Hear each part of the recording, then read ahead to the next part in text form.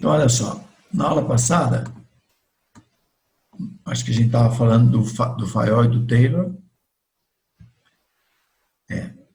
Falei da teoria do Taylor, que escreveu o livro Ciência da Administração, ou Administração Científica. E daí, em seguida, veio a teoria clássica do Fayol, que é também chamada como teoria administrativa ou tradicional. Aqui diz após a morte do Taylor, mas o Fayol já vinha desenvolvendo as teorias dele, só que lá na França. E no início do século aí não era tão fácil a comunicação de um lugar com outro. Quando o Taylor morreu, a corrente encabeçada pelo Fayol passou a ser mais vista e defendida aí por Ulrich e por Gulick. O interessante é o seguinte, que o Taylor, apesar de começar olhando a estrutura de baixo e foi subindo na estrutura, e o Fayol ser francês e olhar mais para o lado administrativo, as teorias são complementares. O Taylor partiu do trabalho operário para definir as responsabilidades do topo. O Fayol baseou suas observações como um administrador de cúpula e procurou definir as responsabilidades partindo do topo para a base. Então, Taylor de baixo para cima, Fayol de cima para baixo. Quem é o Fayol? É um engenheiro e teórico da administração de empresas, nascido numa família burguesa. Ele se formou como engenheiro de Minas em 1860, e atuou como engenheiro de Minas em uma grande mineração de metais do grupo Falkenbauer Commodore. Após as contribuições feitas por Taylor no domínio da gestão científica, Fayol usou uma metodologia positivista que consiste na observação dos fatos e conduziu experimentos que extraiu regras, desenvolvendo um modelo de administração muito rigoroso para a época. Então, o Taylor, ele tinha como fundamento melhorar a produtividade. O Fayol já desenvolveu uma gestão administrativa muito fundamentada na estrutura, na estruturação, nos compromissos, nas responsabilidades. O Fayol teve sua ênfase nos processos e princípios desenvolvidos de forma que, se aplicados, poderia ser aplicado em qualquer organização. A teoria clássica assume que as pessoas não agem de maneira racional. Então, olha só. Lá no início do século, a visão é de que as pessoas só trabalhavam por dinheiro. Não existia uma visão de quem começou a administração de toda a participação, motivação das pessoas. Só no segundo momento que o Taylor começa a ver isso, e o Fayol também. Mas a primeira visão deles é de que as pessoas trabalham por dinheiro. Nós já falamos sobre isso, né? Imagine a pessoa que veio do campo, está passando fome na cidade e precisa de dinheiro para comer, para sustentar a família. O que ele faz? Ele vai para a empresa e vai a contragosto. Ele trabalha para ter o dinheiro para poder sustentar a família. Certo? E se ele ganhar um pouco a mais, ele não volta no dia seguinte para trabalhar. Então, essa era a realidade do início do século XX em termos de administração de empresas. O Fayol definiu 14 princípios que ele dizia que eram básicos para o funcionamento de uma empresa. Esses princípios são importantes, porque eles geram polêmica, né? Controvérsia até hoje, mas que a gente olha e fala, poxa, o cara 100 anos atrás pensou nessas coisas, ele era um visionário.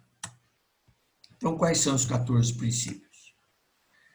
O primeiro deles, divisão do trabalho. O Fayol diz o seguinte, que a especialização promove a eficiência da força de trabalho e aumenta a produtividade, além de aumentar a precisão e rapidez da força do trabalho. Esse é um princípio da administração, tanto em atividades técnicas como gerenciais. Aqui é o seguinte, chama curva de aprendizagem. À medida em que eu faço uma coisa, a primeira vez, eu demoro para fazer. Porque eu estou aprendendo, estou testando o que funciona, o que não funciona. A segunda, já vou fazer em muito menos tempo. E vou melhorando a minha performance à medida que eu repito. Então, o que o Fayol falou é o seguinte, se eu dividir o trabalho em tarefas simples e colocar as pessoas para executar, essas pessoas, com o tempo, vão ficando cada vez mais eficientes e produtivas. Tá? Então, a base disso é a curva de aprendizagem. Vocês fizerem alguma coisa pela primeira vez, vocês podem medir o tempo. Quando vocês forem fazer a segunda vez, o tempo cai muito. Cai muito. Eu tive essa experiência esse final de semana aqui em casa. Eu fui pôr um sombrite aqui num pergolado. Tenho 2 pergolados. Iguais. E fui colocar o sombrite no primeiro. Levei umas 4 horas para colocar o sombrite.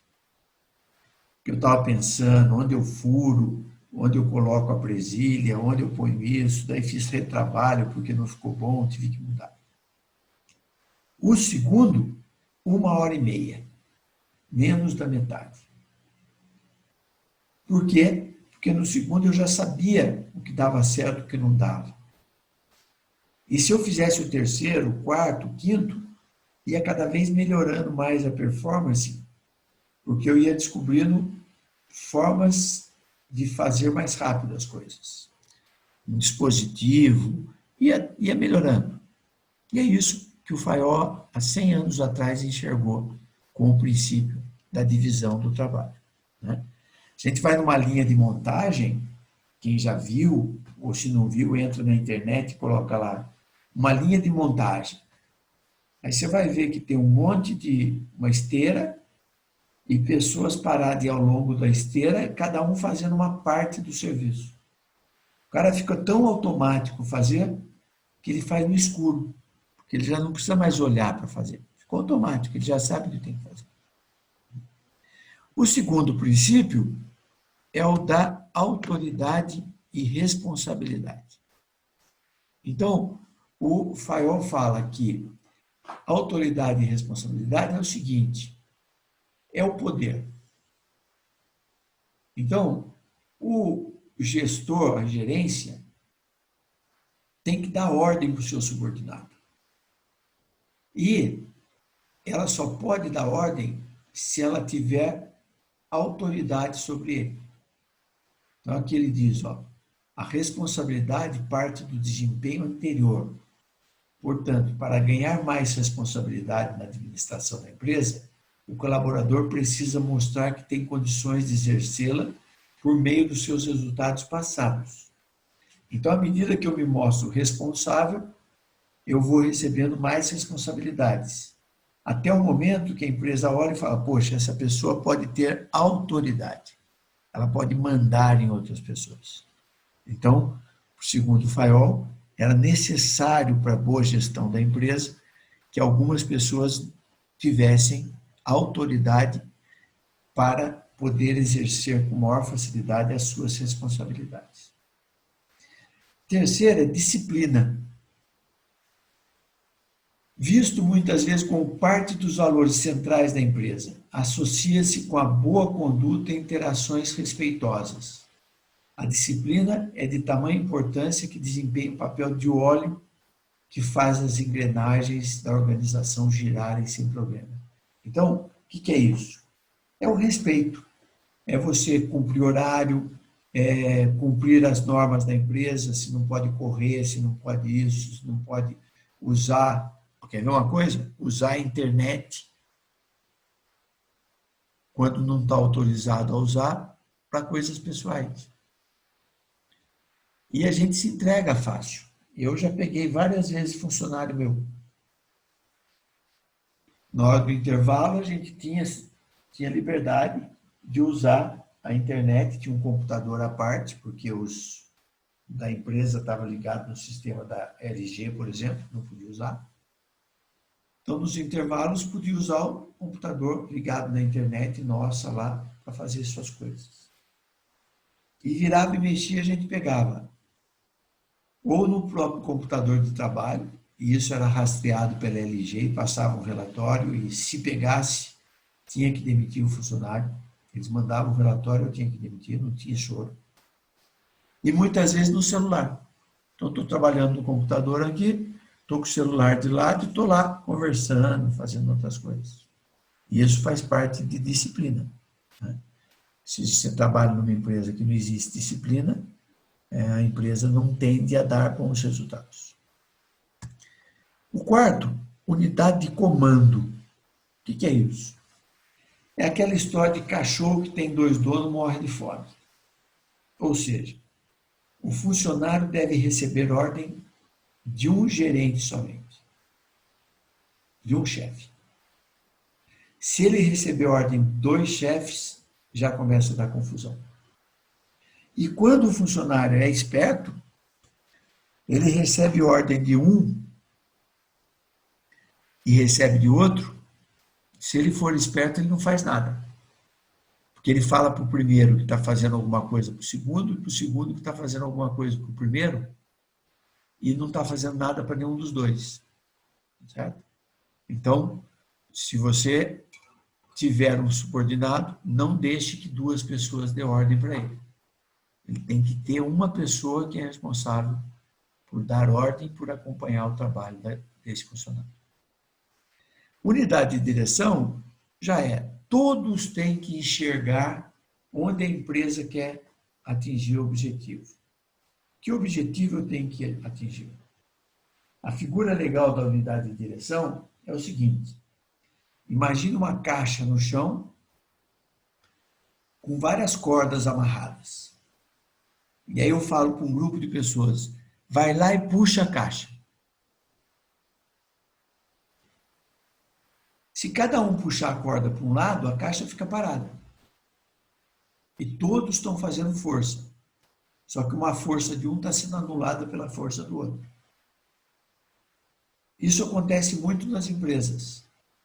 Tem a ordem do seguinte, vamos trabalhar, mas não diz o que é o objetivo a ser atingido. E daí todos trabalham muito sem andar. Né? Naquela caixa tinha que ser, vamos puxar a caixa todos para aquele lugar lá. Todos vão puxar para lá. E aí, todos fazendo um pouquinho de força, ficava leve para puxar a caixa. E ela iria para onde a gente queria.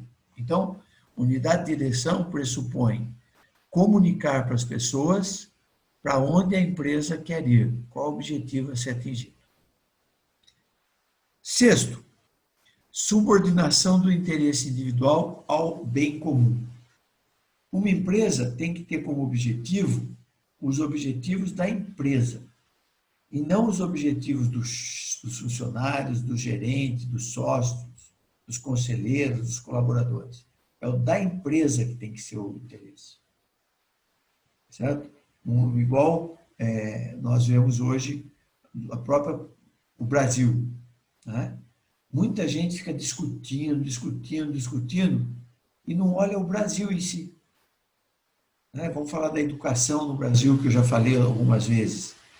O Brasil gasta uma fortuna com a educação, tanto quanto os países desenvolvidos, e nós temos a 5ª, 6ª economia do mundo, e a nossa educação está em cento e cacetada de qualidade. Pô, não adianta ficar discutindo, vamos ver o que está errado e vamos resolver. No entanto, fica uma discussão, quem fez, quem não fez, se está errado, está certo, e a educação continua uma porcaria. Certo?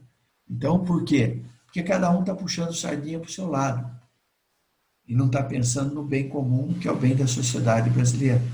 O Brasil só vai ser um país de pessoas ricas quando tiver unidade no pensamento de interesses do bem comum. Certo? Porque o país já é rico em riqueza, só que a população é pobre por causa dessa característica disso. O interesse individual está acima do interesse comum, do bem comum.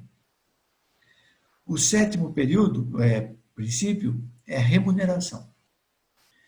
A remuneração deve ser suficiente para manter o colaborador motivado e produtivo, ou seja, recompensar esforços.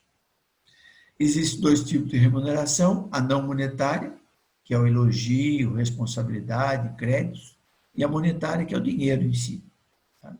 Aqui, às vezes, o problema é o seguinte: o funcionário sempre vai querer ganhar mais. Mas, por exemplo, como é que eu resolvi esse problema na minha vida profissional? Eu cheguei a ter 250 funcionários. Eu cheguei a ter 360, mas não conto os 110, porque com 2 meses eu reduzi 110 pessoas. Então, tive 250. Com 250 funcionários, você tem quase que um por mês fazendo aniversário. Você sempre tem alguém doente, você sempre tem alguma coisa envolvendo pessoas. Certo? E uma das coisas é a insatisfação. E eu fui verificar e vi que tinha problema salarial. Daí eu corrigi. 104 funcionários tinham problema salarial. Estava abaixo do salário. E eu consegui aprovar isso. Mas mesmo depois que eu dei aumento para 104 pessoas, de 250, numa tacada só, eu dei esse aumento. Ainda assim, sempre tinha insatisfação. E eu falei, por que o pessoal é tão insatisfeito? Paga em dia, nós temos assistência médica, temos transporte, temos alimentação, temos um monte de benefício. Aí eu falei, será que as pessoas reconhecem isso? Aí eu conversei com 2 ou 3 pessoas, elas só se preocupavam com quanto ela recebia no dia 20 e no dia 5. Não via os outros benefícios. Aí a saída que eu fiz foi começar a incentivar os funcionários a procurar emprego. Pô, mas era meu funcionário incentivar? É, porque eu falei para os caras, eu quero que vocês procurem, porque se vocês acharem, vocês me ajudam a ver que nós estamos pagando mal e me ajudam a justificar o aumento. Então, eu tinha um lado que é, procurem, porque se vocês acharem emprego, vocês ajudam todos os outros. E você procurando emprego, não tem nada contra procurar, não vou perseguir ninguém, nada. Eu quero que vocês procurem. No começo eles tinham preocupação, depois eles viram que eu não perseguia mesmo, começaram a fazer. Agora, qual era a vantagem que eu tinha de fazer isso? Eu sabia que a empresa tinha bom salário em relação aos concorrentes e tinha bons benefícios. A hora que as pessoas começaram a procurar emprego, primeiro, muitos não tinham formação nenhuma. Então, não ia ter atratividade no mercado, ele não tinha empregabilidade. Então, ele já não ia arrumar emprego. Então, ele ia começar a enxergar que, peraí, eu estou reclamando aqui, mas ninguém me quer ir fora. Se eu perder esse emprego aqui, eu não arrumo outro. Quando você vê isso, você começa a dar valor para aquilo que você tem. Certo? Aí alguns conseguiam achar emprego e iam fazer entrevista, fazer teste e tal. Chegava lá, não passava no teste, não passava na entrevista. Opa, abaixava a bola, porque não estava com essa bola toda, vamos trabalhar aqui com maior felicidade, porque eu tenho. Beleza. Outros passavam na entrevista e recebiam proposta de emprego. E aí, muitos recebiam proposta de emprego com um salário igual ou menor, menos benefício. E aí, quando você recebe uma proposta com salário igual ou menor, por que não mudar de emprego? Aqui eu já sei o que eu faço, as pessoas já me conhecem. Lá eu tenho o risco de não passar na experiência. Para eu mudar de emprego, eu tenho que ter algum benefício. 20%, 30% de aumento para valer a pena. Se for na mesma cidade, 10%, 15%. Mas se for em outra cidade que você vai ter mais gastos, tem que ser 20%, 30%. E aí, tinha um ou outro que arrumava emprego mesmo. E ele vinha, ô Alexandre, estou indo embora, arrumei outro emprego. Legal. Você vai trabalhar onde? Ah, tal lugar. Quanto é que você vai ganhar? Tanto. Benefício, esse. Joia. Anotava, ia no RH e falava, ó, quero um estudo, porque, ó, perdemos um funcionário bom para essa empresa aqui. Aí o RH ia fazer uma pesquisa de mercado para verificar se o nosso salário estava defasado. Então, olha só, as pessoas se motivavam sem ter aumento, muitas vezes, porque elas descobriam que se estava ruim ali, lá fora estava pior. Eu sempre falo isso, eu pego um paralelo com a escola, né? Eu vejo, às vezes, aluno reclamando para caramba, a escola é ruim, professor, sei que, laboratório ruim, papapá. Falo, tá, com base no que você chama de ruim? Você já estudou onde para dizer que está ruim? Aí tem um ou outro que estudou em outra faculdade. Legal, traz a experiência de fora. Né? Mas a maioria só estuda aqui. E acha que é ruim. Mas acha que é ruim baseado no quê? Vai fazer uma visita em outra universidade, vai ver os laboratórios, vai lá conhecer, aí você sabe do que é ruim e do que é bom. Tá? A gente tende a se motivar, então, por esses benefícios, então vamos atrás para conseguir ter dados para comparar efetivamente. Tá? E eu sempre afirmo, eu estudei engenharia na Unital, fiz pós na Getúlio Vargas, na USP, fiz mestrado na Casper Libero, na Universidade da Flórida, doutorado na USP, não terminei, fiz no ITA, depois fui para a Universidade de Pádua. E, todas têm seus pontos positivos e negativos. O que vale é a gente saber aproveitar o que tem de bom e minimizar o que tem de ruim. E não ficar reclamando para os cantos o tempo inteiro. Então, um funcionário, por exemplo, começou a reclamar muito, ele está assinando a sentença de, na primeira oportunidade, ele vai embora. Ninguém quer trabalhar com gente que está só reclamando o tempo inteiro. O que você está fazendo para mudar a sua vida? Você está procurando emprego? Você está fazendo curso? Você está fazendo o quê? Porque ficar só reclamando, esperando que eu dê aumento, danou-se. Vou mandar você embora, isso sim. E isso acontece em todas as empresas. Oitavo princípio do FAIOL, centralização. Define a concentração da autoridade decisória na alta direção, diretoria executiva, e a partilha do comando com níveis inferiores, gestão média e baixa.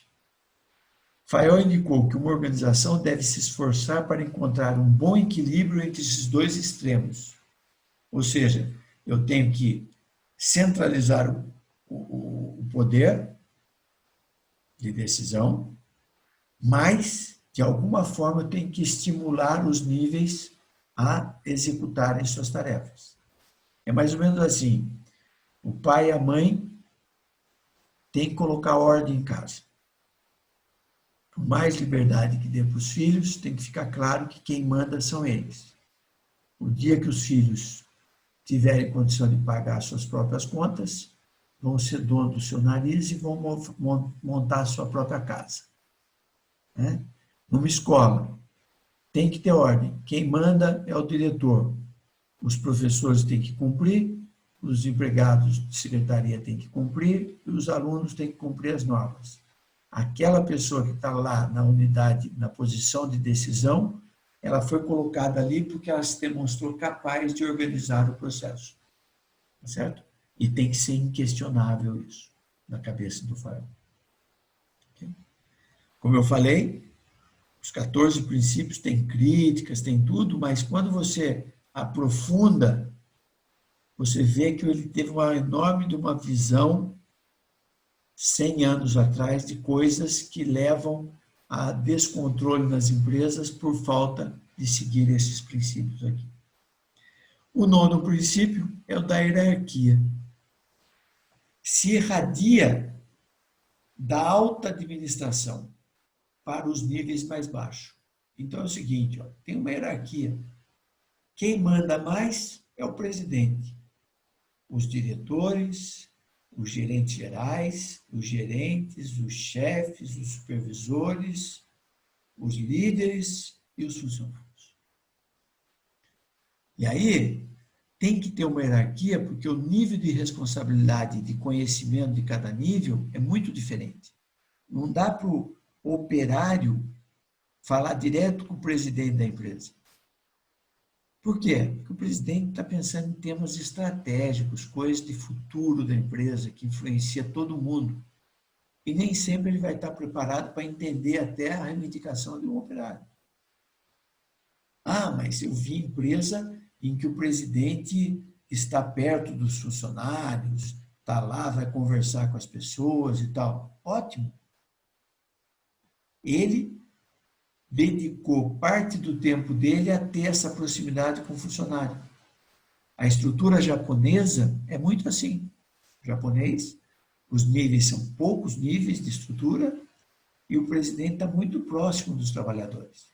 Só que tem o quê? Primeiro, os operários todos têm nível superior. No Japão, 95% da população tem nível superior. Os que não têm são muito velhos, não foram buscar. Mas as novas gerações, aí, desde a guerra de 40, 50, todo mundo foi estudar. Então, a conversa é de alto nível em qualquer nível hierárquico.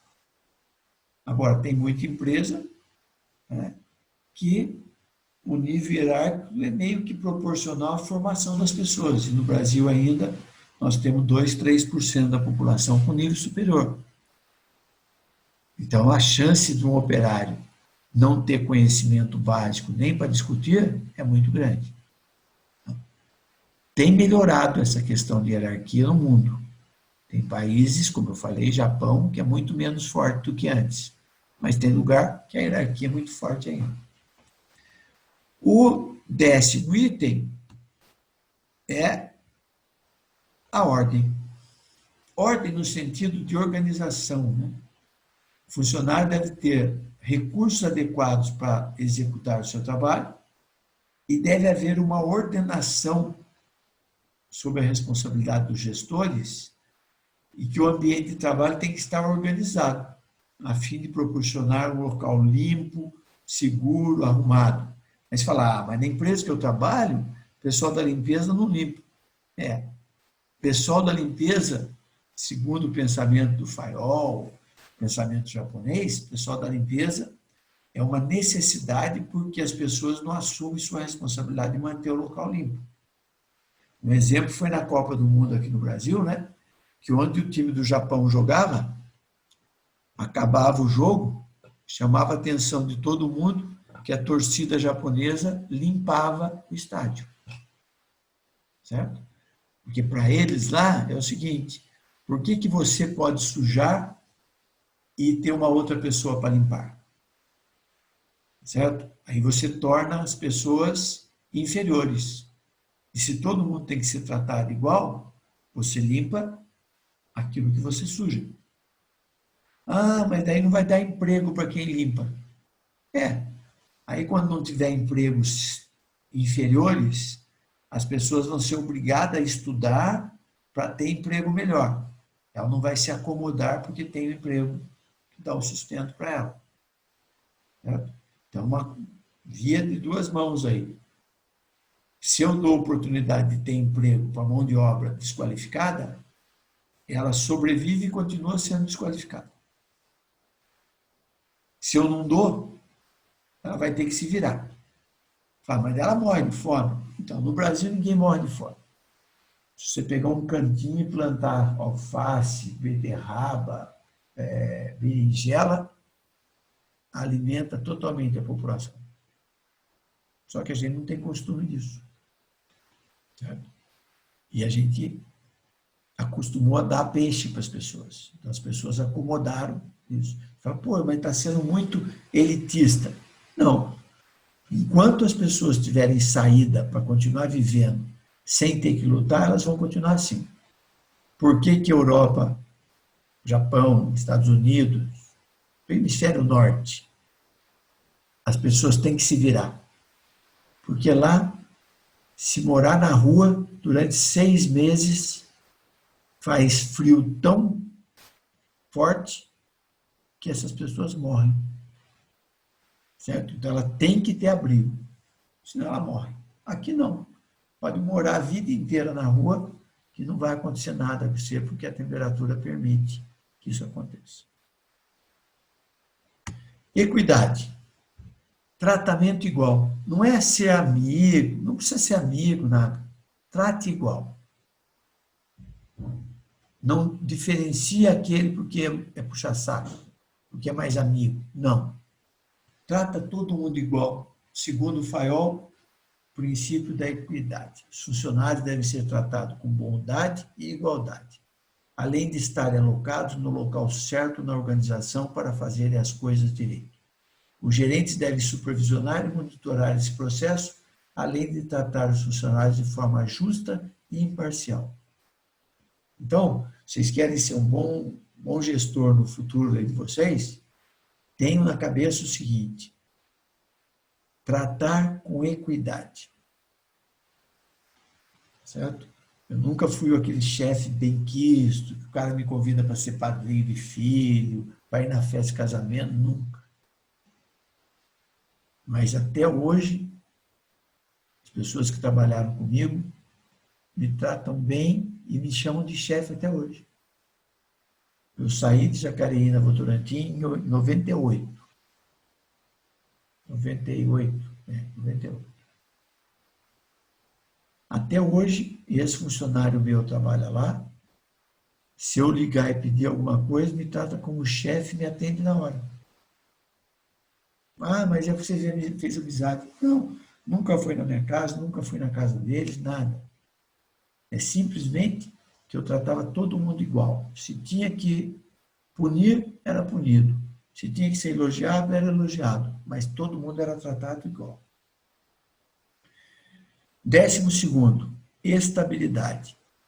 A empresa tem que fazer de tudo para que o funcionário continue na empresa. Porque é isso que vai dar equilíbrio do serviço. O turnover, que é a troca constante de funcionários, gera um desequilíbrio, porque quem fica acaba tendo que trabalhar mais até que quem entra aprenda o serviço. Então, você tem que fazer de tudo para que os funcionários fiquem. Ah, mas se você pagar mal, ele não fica. Lembra da remuneração? Às vezes o funcionário vai embora, na semana seguinte ele está arrependido. Daí ele descobre que a empresa era muito melhor do que ele imaginava.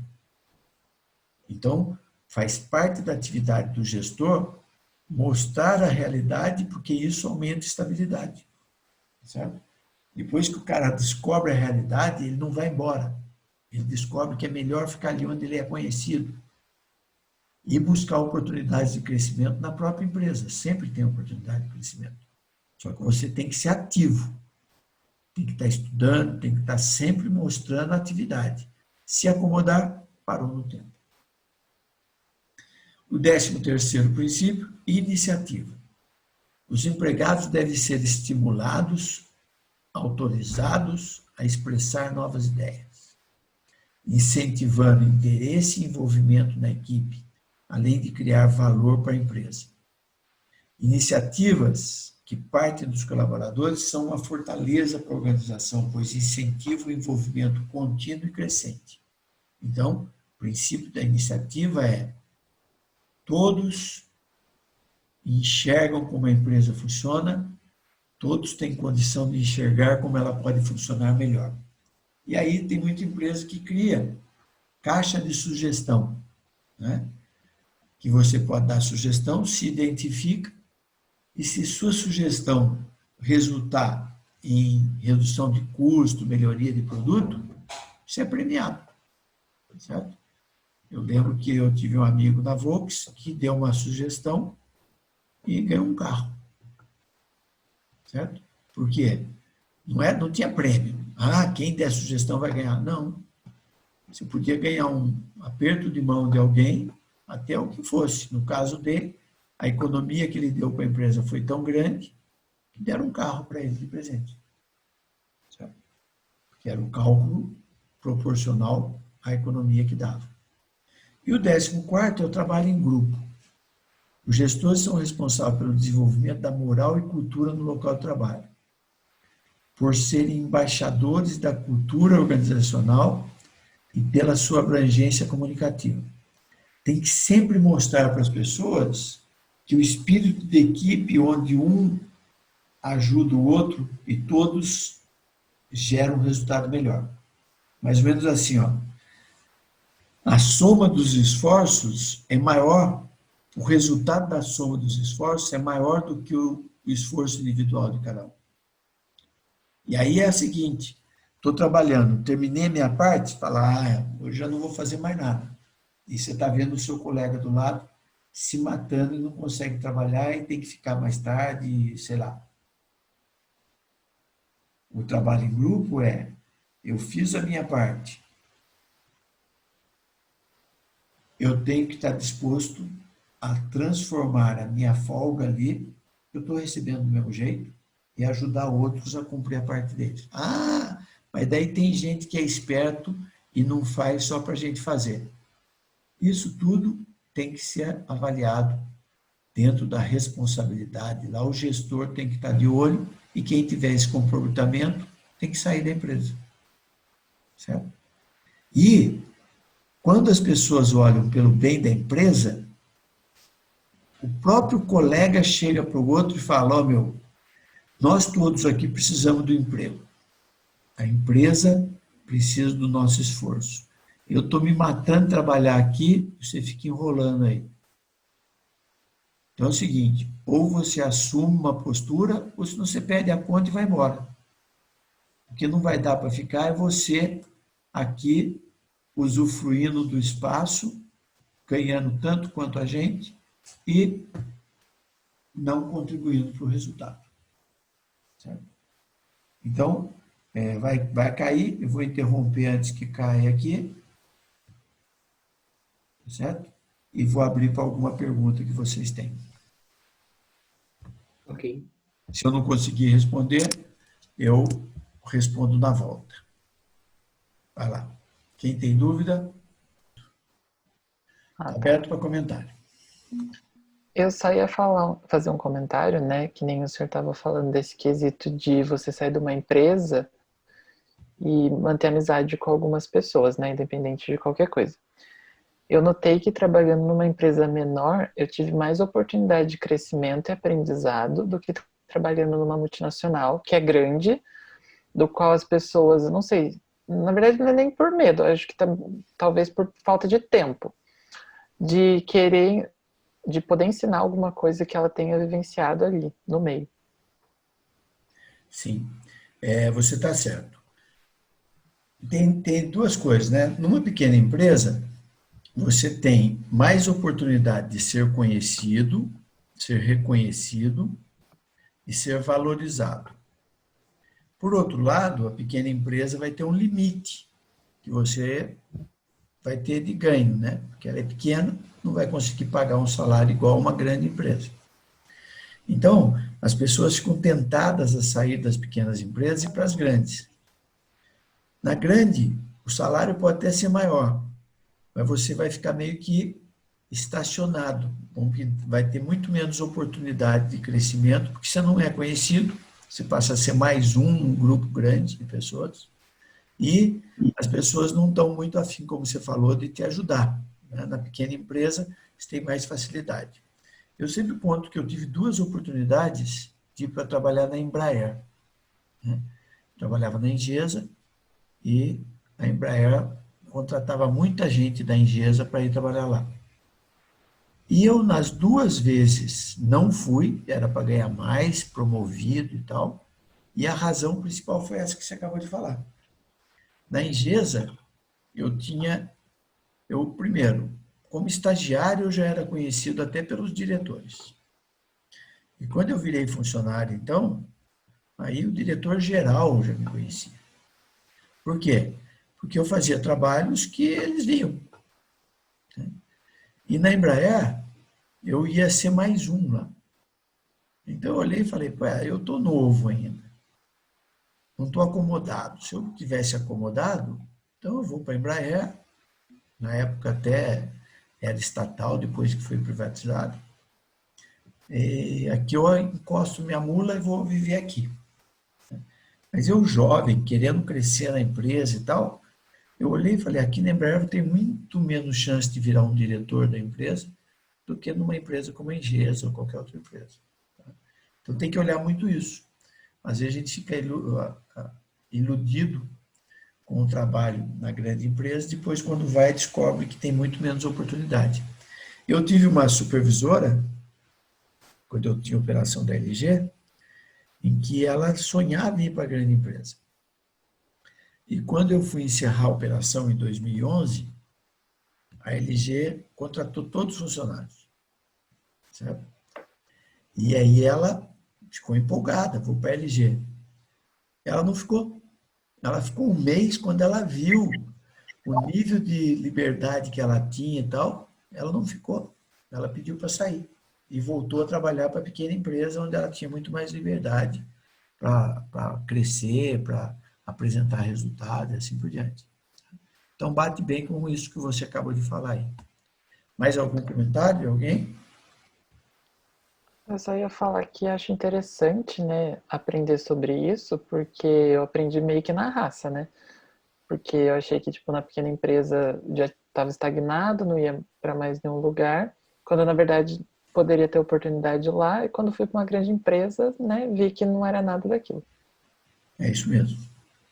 Tá? Então, é bom ir para a grande empresa? É. Eu trabalhei em grandes empresas e tive bom trabalho, mas tem que ter a consciência disso que eu estou falando para você e que você constatou na prática aí. Tá? As pessoas ficam iludidas às vezes e acabam ficando limitadas em termos de evolução. Joia? Então, olha só, nós estudamos dois autores aí que influenciaram a formação da ciência da administração. Nós vamos estudar mais três autores.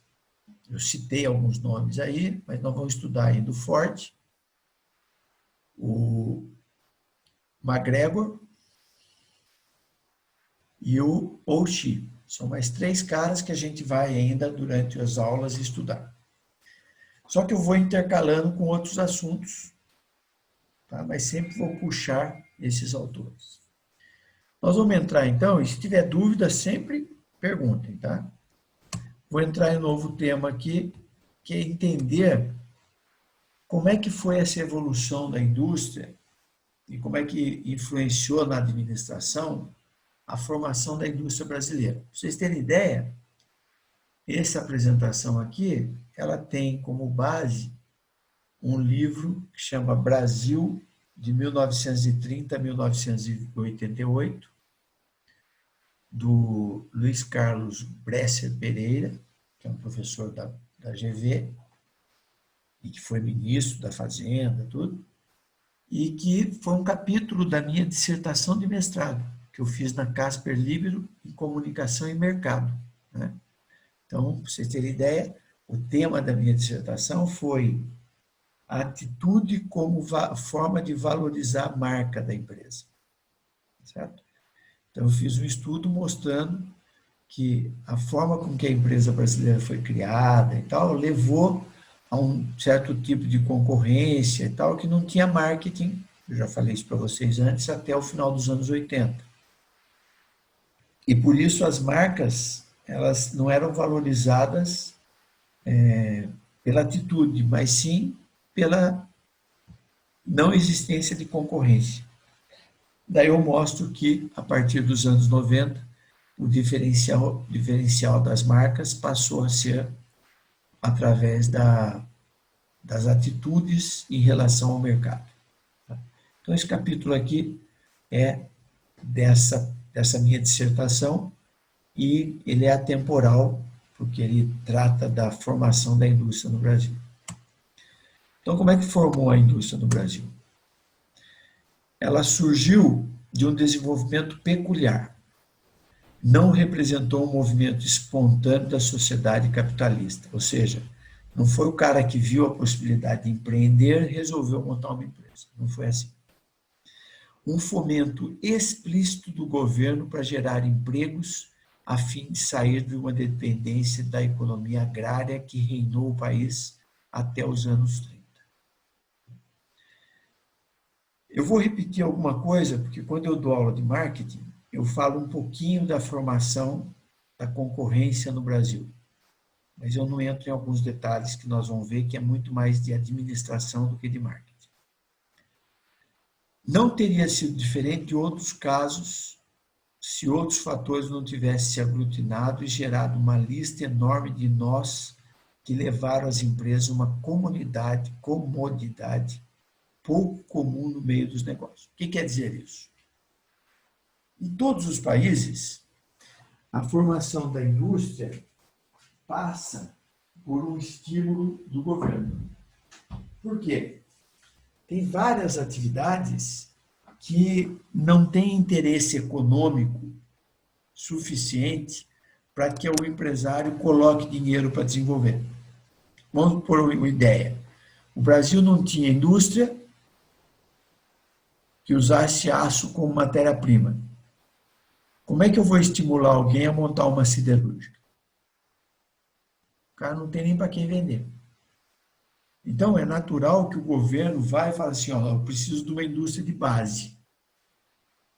Então, em 1930, esse presidente é Getúlio Vargas, essa época aqui é do Getúlio Vargas, né? Começa com ele vai e cria a CSN, em Volta Redonda.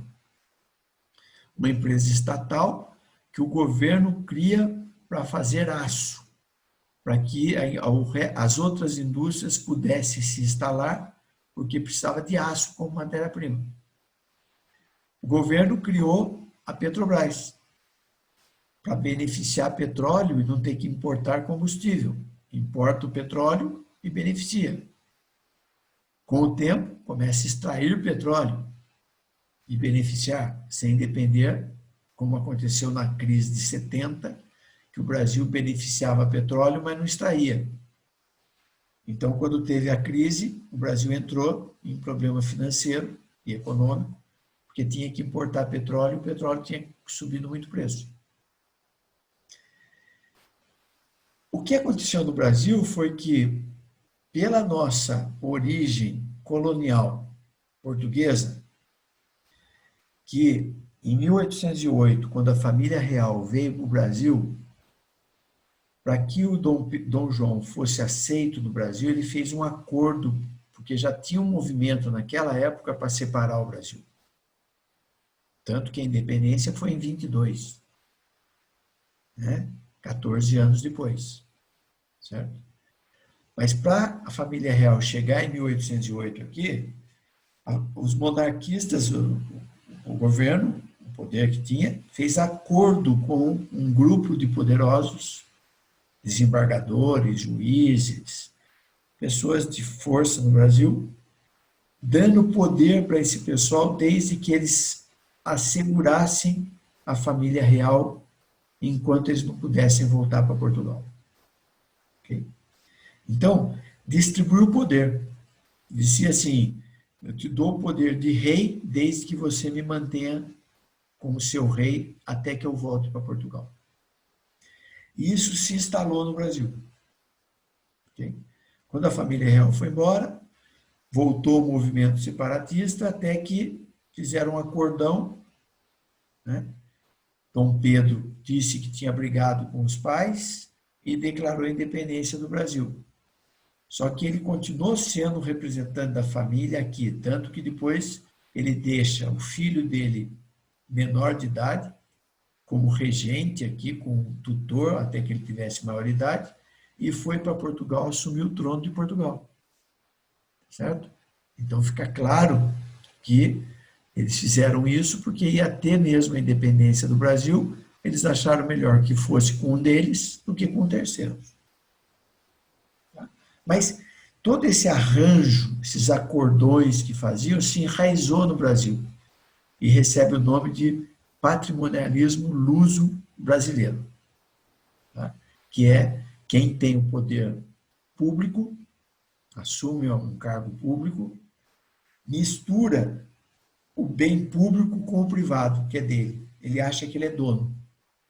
Então, isso explica por que os governantes metem a mão no dinheiro, enriquecem e tal. Isso é uma origem desde a nossa colonização.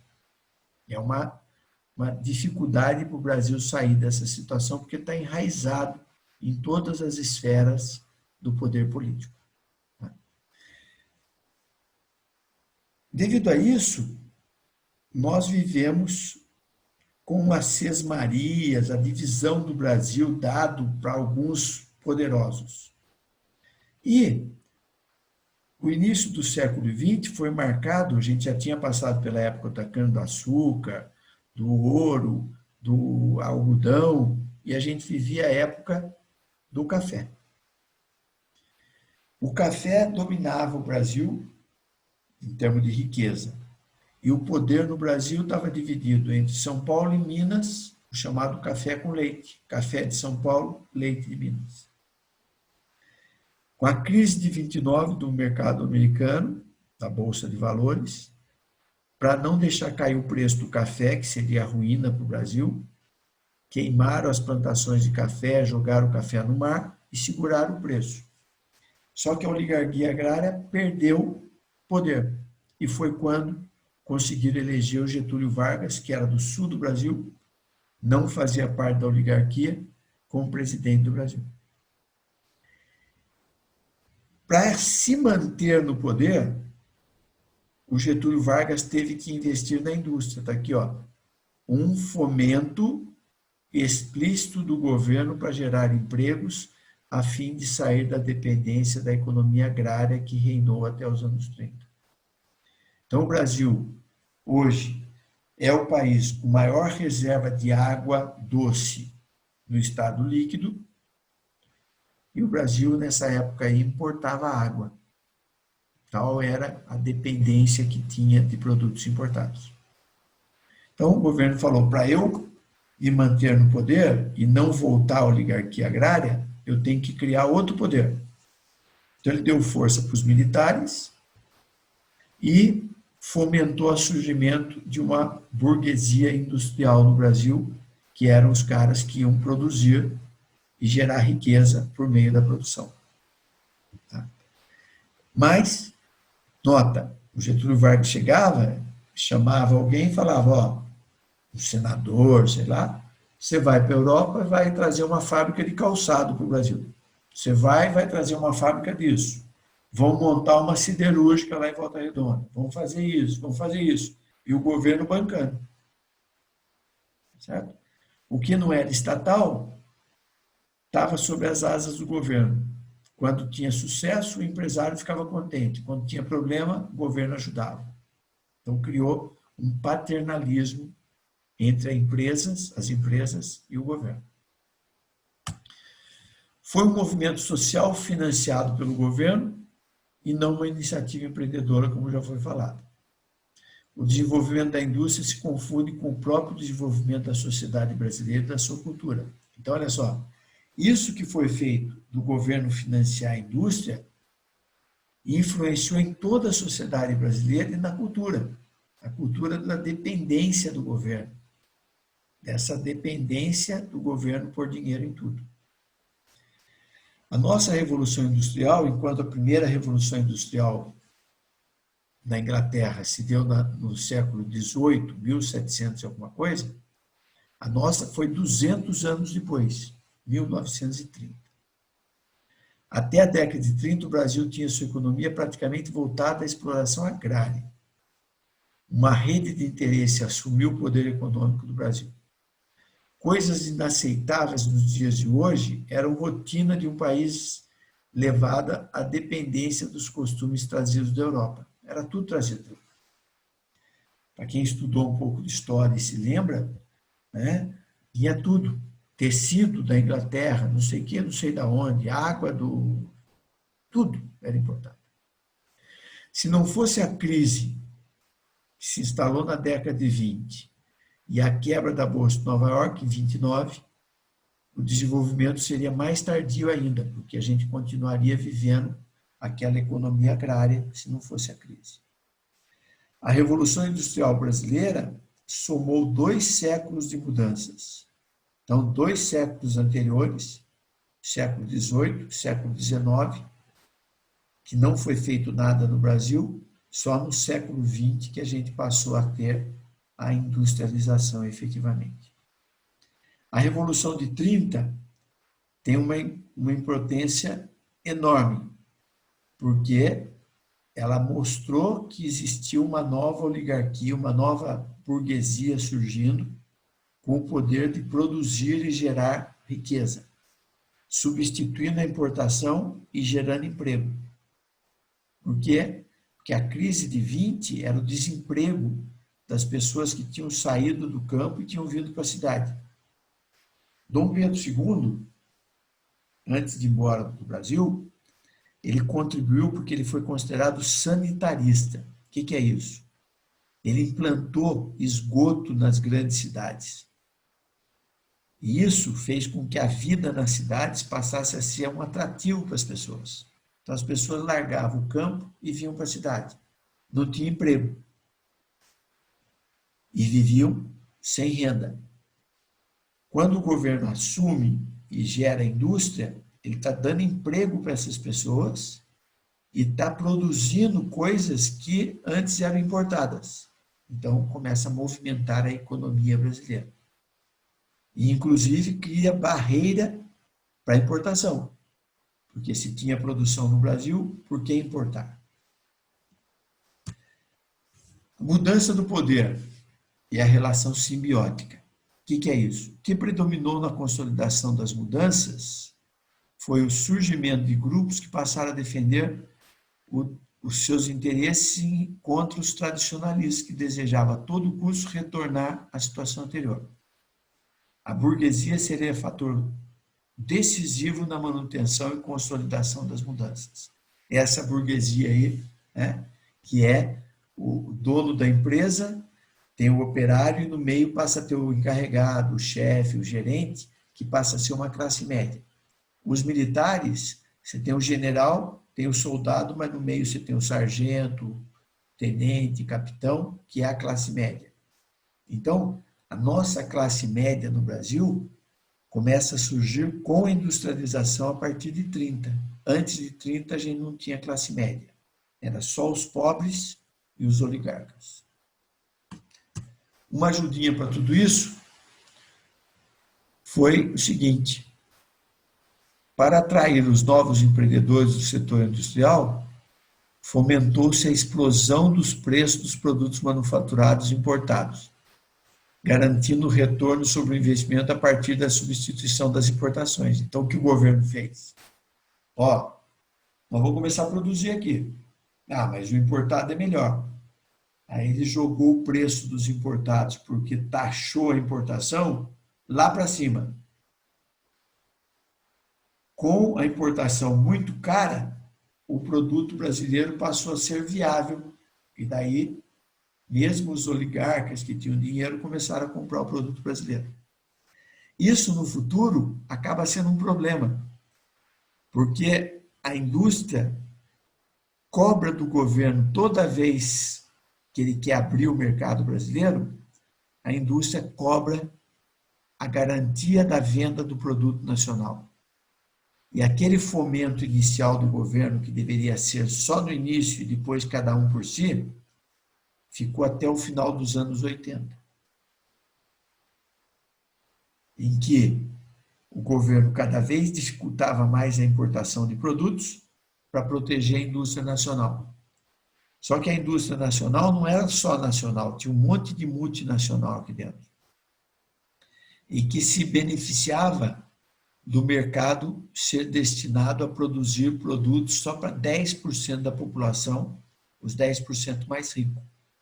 Então, nós vivemos de 30 a final dos 80, praticamente, com a indústria produzindo para os 10% mais ricos e gerando emprego para os 90% mais pobres. A inclusão social era limitada, porque os produtos eram muito caros, não havia concorrência. Certo? E o governo, toda vez que ele pensava em abrir o mercado, a indústria se rebelava, ó, nós fizemos o que você queria, abrimos a empresa, agora nós estamos em crise, você vai deixar o importado entrar? Então, o maior erro que o Brasil cometeu foi, diferente de outros países, foi, tudo bem, fomentou a indústria, ela instalou, agora entrega para a iniciativa privada e fala para ele, ó, agora você tem que competir no mercado. Você tem que investir para melhorar seu produto, porque você tem que fazer produtos de qualidade. Se a gente lembrar, ou se ler sobre isso, o Collor de Mello, quando assumiu o poder, ele chamou nossos carros de carroça.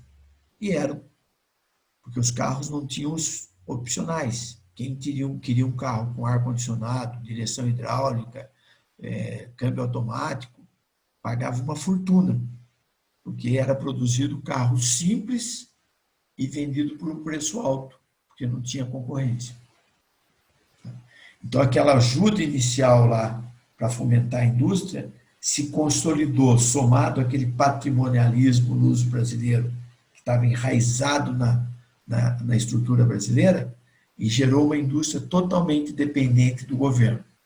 Quando o empresário ganhava dinheiro, era mérito dele. Quando ele perdia dinheiro, ele ia chorar para o governo que ajudava a ele recuperar a empresa. Então, era um maná.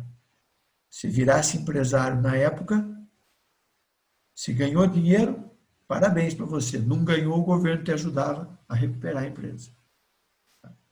A consequência disso, então, foi que a primeira das muitas razões que levaram a classe empresarial brasileira a ser mais imediatista do que planejadora, mais oportunista do que empreendedora, mais seguidora do que inovadora, certo? Foi uma das consequências.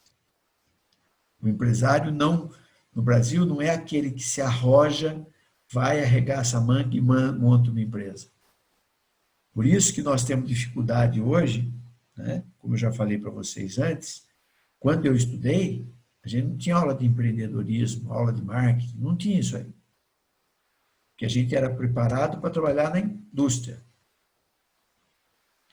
para trabalhar nas empresas. Hoje, as empresas não têm mais vaga para todo mundo. Então, nós precisamos ter empreendedores. Só que a nossa origem não criou empreendedores. Não criou aquela pessoa que fala assim, não, eu vou arregaçar a manga aqui e vou ganhar dinheiro produzindo, gerando riqueza. As pessoas foram treinadas a arrumar um bom emprego, de preferência num órgão público, que não pode ser demitido, não precisa trabalhar, que continua ganhando, e isso vai destruindo cada dia mais o Brasil. A falta de riscos vem do início da industrialização, o que explica a busca pelos caminhos mais fáceis para a sobrevivência. Né? Então, entre trabalhar na iniciativa privada, que eu posso ser mandado embora, e trabalhar no público, vou prestar concurso, vou trabalhar no público. Ao invés de eu montar uma empresa e posso vir até ficar milionário, mas a chance de eu ficar é pequena, então é melhor trabalhar para alguém, no começo do mês já sei quanto eu vou ganhar, e levo uma vida pacata, sem risco. Então nós fomos criados para ter esse tipo de comportamento. O nosso modelo de desenvolvimento, nas 2 primeiras décadas de desenvolvimento da indústria nacional, o governo criou estímulos. Então, década de 30, década de 40, o governo estimulava o tempo inteiro. Aos empresários, e estimular assim, ó, você tem linha de crédito aberta para montar uma empresa, para pagar com juros subsidiados e a perder de vista. Então, os caras iam, não tinha risco. Se desse errado, ele não tinha colocado nada na empresa, o governo que tinha colocado tudo, eles iam. O empresário coube a iniciativa de aproveitar as oportunidades disponíveis, e isso foi fundamental para tirar de vez o poder econômico das mãos da da aristocracia agrário-comercial. O governo estimulou a indústria e criou um novo poder para fazer frente aos oligarcas. Porém, até hoje, ainda existe um tratamento diferenciado para essa aristocracia agrária. Os juros de empréstimos que o Banco do Brasil tem para quem tem área cultivável são super atrativos. E se eles passam por dificuldade, o governo dá um monte de ajuda. Por quê? Porque eles são muito fortes. Basta ver que o Brasil só não entrou em crise econômica porque durante a pandemia que a gente está vivendo, nós batemos recorde de produção e de exportação de grãos, de produto alimentício. E isso segurou nossa balança comercial. Então, imagine o poder que tem essa aristocracia agrária. O que mudou nesses 100 anos, praticamente, 90 anos, é que pulverizou. Antes, o poder estava na mão de poucos, que tinham praticamente o domínio do Brasil dividido em N famílias. Hoje, eles são fortes, mas pulverizou. Ninguém é dono mais de metade do Brasil, para chutar. Então, é difícil deles conseguirem uma unidade para ser mais representativo. Porque se eles tivessem o poder de se juntar de novo, a nossa aristocracia agrária teria uma enorme força, até porque a indústria brasileira nunca conseguiu andar efetivamente com as próprias pernas. Certo? Sempre teve que ter ajuda do governo. Desenvolvimento social e o surgimento das novas classes, né? Então, como eu falei, o desenvolvimento industrial teve seu reflexo também na estrutura social do país. Novas classes sociais surgiram, inclusive uma nova classe média formada por uma gama enorme de profissões que se formaram para dar vida às novas atividades produtivas que a industrialização passou a requerer. As diversas atividades de chefia, gerência, atividades técnicas, cursos de engenharia, de direito e assim por diante, criaram uma classe média. A disponibilidade de tecnologia trouxe inúmeras vantagens para o desenvolvimento industrial nacional. Porém, por outro lado, essa facilidade associada à capacidade limitada de geração de tecnologia do país levou a indústria nacional a se posicionar como seguidora tecnológica. A gente não tem desenvolvimento de produto, tecnologias no Brasil. A gente compra tecnologia de países desenvolvidos como Estados Unidos, Alemanha, Inglaterra, França, Japão e assim por diante. Então, eles desenvolvem a tecnologia e nós compramos. Nós entregamos navios e navios de matéria-prima e recebemos containers de produtos acabados de alta tecnologia. Então, esse é um problema sério que nós temos por não ter desenvolvido uma área de pesquisa e desenvolvimento efetiva no Brasil. Sempre foi copiando o que acontecia lá fora. Até hoje é possível ver dentro do mesmo setor industrial empresas e estágios bastante distintos de desenvolvimento. Umas mais recentes, muito desenvolvidas, e outras antigas que ainda estão na idade da pedra ainda em termos de produção industrial. Uma ação de desenvolvimento social. Nesse período, o governo deu mostras de qual seria o papel no cenário industrial. As áreas de interesse e estratégia foram tratadas diretamente por ele, que assumiu para si a responsabilidade de criar a indústria de base. Então, olha só, Companhia Siderúrgica Nacional, CSN, Petrobras, Vale do Rio Doce, Eletrobras, Embraer, todas empresas que o governo criou e manteve com ele. Só que o certo era ter, por exemplo, criado a CSN em 30, e quando entrou a COSIPA, que não era do governo, entrou, no início a Cozipa era. Quando entrou outras empresas japonesas na área de siderurgia, o governo já deveria ter leiloado a CSN. Pelo menos ela foi leiloada em 80 e alguma coisa, 90? 90. Poderia ter sido leiloada lá para a década de 60. Não precisaria ficar até 90 com o governo. Ela não dava lucro, era um cabide de emprego para colocar político nela. Todas elas. Vale do Rio Doce, Eletrobras, Petrobras. E ainda Eletrobras e Petrobras ainda não foram privatizadas. Pode ter certeza que a hora que privatizar, vai passar a ser lucrativa como é a CSN e a Vale do Rio Doce depois que foi privatizada. Mas daí entra uma briga de classe, que a esquerda, né, socialista, acha que o governo tem que controlar a produção e garantir o sustento das pessoas, do jeito que o governo quiser, mantendo as pessoas pobres, sei lá. E o capitalista que acha que as empresas têm que ser competitivas e as pessoas têm que estudar, trabalhar e conseguir conquistar o seu espaço. Certo? Então, quando as pessoas criticam isso, sempre surge aquela coisa assim, o maior exemplo de capitalismo selvagem que existe é os Estados Unidos. Certo? Lá vale o trabalho. Quando as pessoas começam a falar muito, as perguntas que são feitas são assim: quantos americanos fugiram dos Estados Unidos e foram para país socialista trabalhar?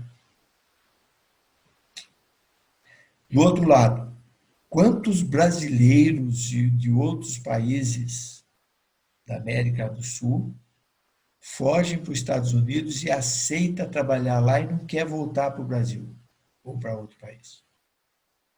Por que será?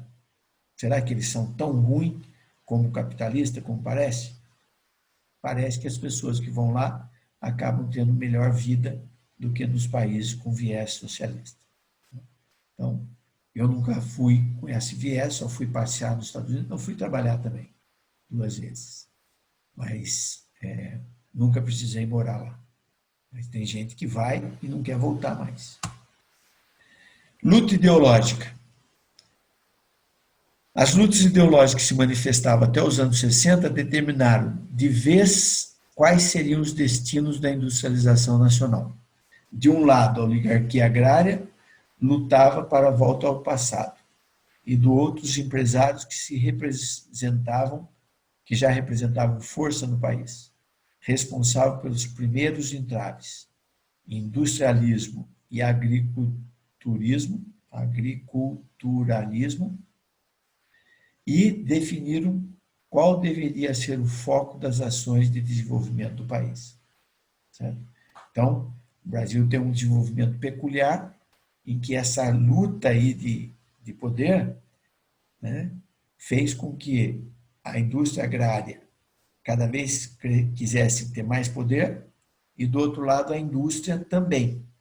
Porém, na indústria tem muito capital externo, muita empresa internacional que se instalou no Brasil, porque o brasileiro em si acabou não tendo espaço para desenvolver a indústria e nem quis fazer isso. Vamos ver, automobilismo. Nós tivemos a Gurgel. Só que ela chegou um momento que ela não conseguiu competir com a tecnologia das multinacionais que estavam instaladas aqui e acabou fechando.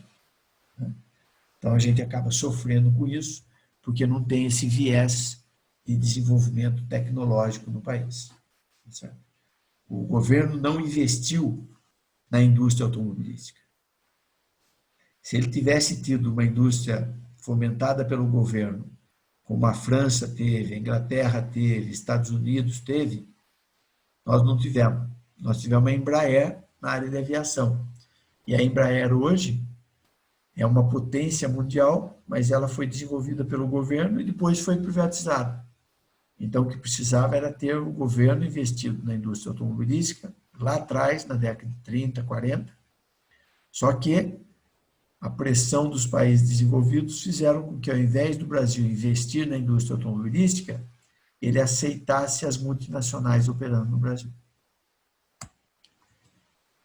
A principal e mais particular das lutas ideológicas era entre os defensores do intervencionismo governamental, governo bancando, e aqueles que eram a favor do liberalismo. Então, tinha gente que queria liberdade e outros que queriam o governo mandando em tudo. Sempre o lado capital e social. Ao contrário do que foi o desenvolvimento do liberalismo nos países que deram origem a essa ideologia, no Brasil as condições de poder existentes no início do século XX eram bem diferentes. O liberalismo em conjunto com o protecionismo. É aquela história. Quando o empresário ganha dinheiro, mérito para ele. Quando ele não está ganhando dinheiro, o governo ajudava a sustentar.